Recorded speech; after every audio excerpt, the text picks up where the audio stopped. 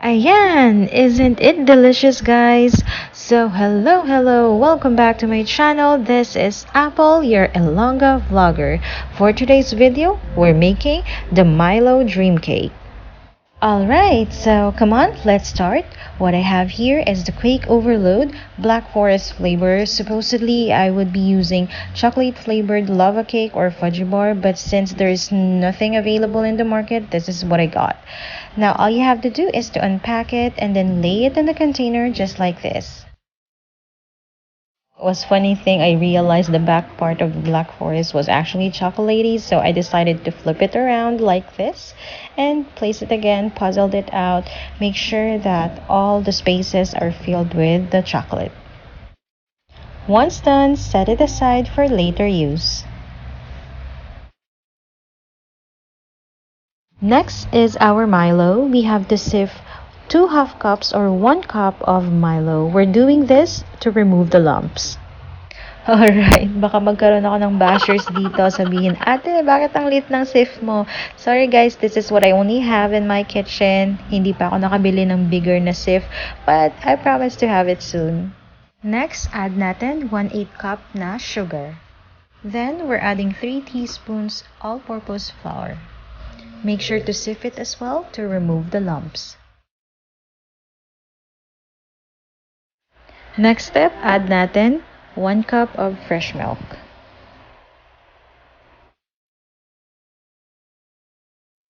Then, mix it very well to dissolve the powder ingredients. Once done, let's boil this in a low heat. Make sure to continue stirring so to avoid burning the bottom part of it. Once the texture looks like this, let's add 1/4 na butter.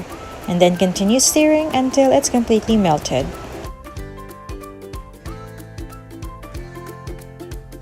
Now, we're done cooking the Milo, so the next thing is for us to pour it on top of our overload cake, or kung lava cake man yung ginamit nyo, or fudgy bar.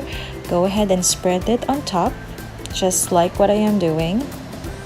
Don't forget to tap it to remove the air and bubbles. Next, I have Goya dark chocolate here. I just crush it or break it. So yeah, that's it. I'm not sure kung anong tawag dito, but it's like double boiling or double boiler, whatever. So I'm using a bowl. I put a hot water and then I place the chocolates in a llanera because it's so thin, and I let it sit there until the chocolates are melted. After melting the chocolate, go ahead and spread it on top of the Milo, just like this. So make sure that all the parts are covered, spread it all around evenly.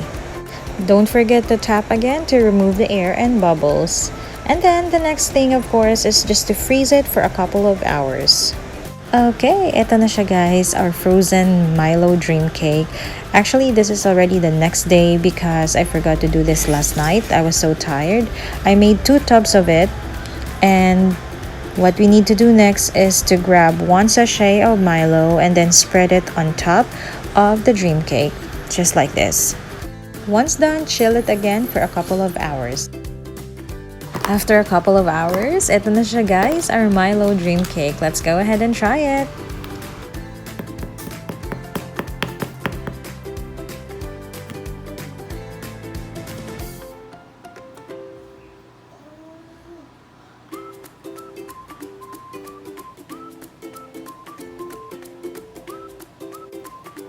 Alright, the next part of this video is the feedback of my Milo Dream Cake. Ano sabor yan? How does it taste? Good. Ano sabor yan sa Milo Dream Cake? Do Milo? Ano eh? Ano sabor sa Milo Dream Cake? Kailang to burger. Namet. Ano sabor yan? Chocolate. Daw Dream Cake ba? Wala na naging video. Namit dog cake. Gabi ka nabi. Namit dog cake. Ano sabor yan? Dapat magkawa ka kakatulog kaya. Dream Cake. That's it for today, guys. Thank you so much for watching. If you like this video, don't forget to hit the like button and of course subscribe on my channel, guys, for more videos. And I'm excited to see your creations as well, or your own version of the MiLO dream cake. Comment down below. See ya. Bye.